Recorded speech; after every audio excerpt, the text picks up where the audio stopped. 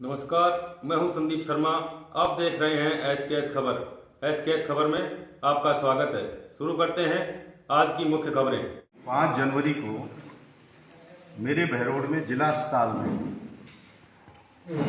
एक गैंगस्टर को पुलिस लेके आई मेडिकल के लिए।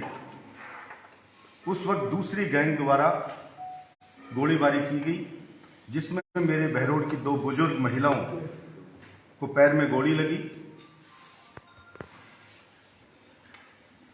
गनीमत है कि किसी की जान नहीं गई, गोली पैर में लगी, किसी के सर में या सीने में न लगी।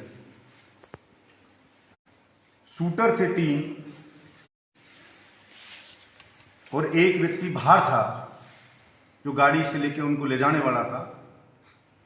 2 शूटर फरार हो गए। एक जो तीसरा आदमी था वो फरार हो गया। चौथा जो व्यक्ति था उसको पुलिस ने पहचान के पकड़ लिया। पुलिस ने जब उससे पूछताछ की, रोमी नाम के शूटर से, तो उसकी पूछताछ में कुछ लोगों के नाम आए कि जो रिवॉल्वर, जो भी उनके पास हथियार थे, जो बोलेरो गाड़ी थी, वो सब कहां से अरेंज हुई और उनको कहां कहां से मदद मिल रही थी और इसके पीछे कौन कौन लोगों का हाथ। पूछताछ में रोमी नाम के व्यक्ति ने बताया कि 3 तारीख को जैनपुरवास गांव में भारत सरकार लिखी हुई गाड़ी के अंदर अलवर सांसद बालकनाथ का पीए, जो अपने आप को बता रहा था कि ऑफिस इंचार्ज हूं, और एक व्यक्ति बता रहा था उसका क्लोज हूं, और 2 लोग और थे गाड़ी में। वो सब एक पैकेट लेके आए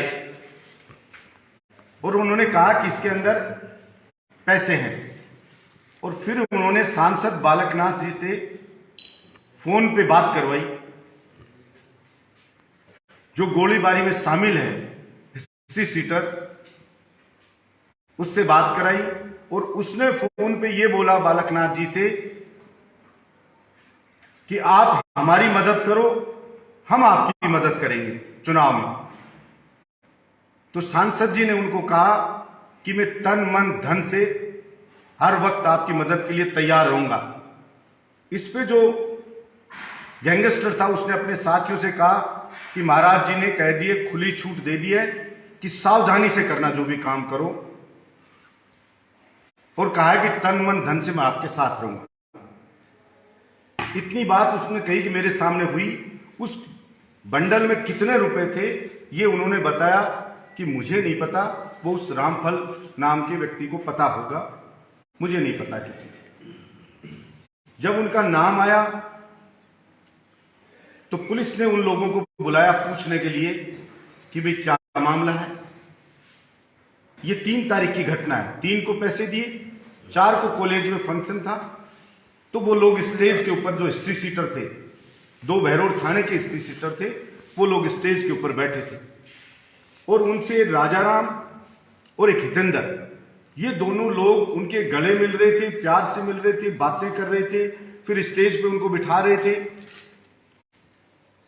डीवाईएसपी से भी मिल रहे थे और उनमें से एक अपराधी 15 दिन पहले ही जेल से छूटा था। जब ये सारी चीजें आई और वो फरार हो गए तो पुलिस ने जानकारी जुटाने के लिए कि भी पूछताछ करें, उस रोमी नाम के शूटर से पूछा तो उसने कहा कहां छुप सकते बाकी अपराधी, तो उसने कहा राजाराम और हितेंद्र प्रॉपर्टी के दलाल हैं, वो दलाल उसके कहीं अरेंजमेंट कर सकते हैं, क्योंकि जमीन उमीनों पे कब्जे कुब्जे करवाने में वो मदद हमारी लेते रहते हैं, हमें पैसे वगैरह देते हैं। इस पर पुलिस ने निशांत, जो बंडल पैसे का देके आया था, उसको, और राजाराम और हितेंद्र, इनको बुलाया। एक जयपुरा मोहल्ले का लड़का था जिस पर मुखबिर से सूचना थी पुलिस को कि जो शूटर था, एक जो फरार है, वो रात को उसके घर पे उस दिन रुका था। इस पे पुलिस ने उस नीमू नाम का कोई था सैनी, उस लड़के को बुलाया, चारों को बुलाया पूछताछ के लिए जानने के लिए। इतने में ही हंगामा, कुछ लोगों ने, बालकनाथ के समर्थक थे जो भी तथाकथित जो अपने आप को नेता बताते हैं, वो हंगामा करने लगे कि इनको छोड़ो। तो डीवाईएसपी बहरोड ने, पुलिस अधिकारियों ने कहा कि पूछताछ में इनका कहीं नाम कनेक्शन आया है, हम सिर्फ पूछताछ कर रहे हैं, अगर ये निर्दोष होंगे तो हम इनको फ्री कर देंगे, आप निश्चिंत रहिए। इस पे उन्होंने हंगामा कर दिया, धमकियां दी, और कि सांसद बालकनाथ जी आ रहे हैं, वो कह रहे हैं तो छोड़ दो, नहीं मैं खुद आ रहा हूं। और फिर सांसद आए और जिस तरह का उनका व्यवहार था वो आप सब लोगों को मालूम है कैसा व्यवहार था, कितना अमर्यादित था, किस ढंग से उन्होंने पुलिस को डिमोरलाइज करने का काम किया।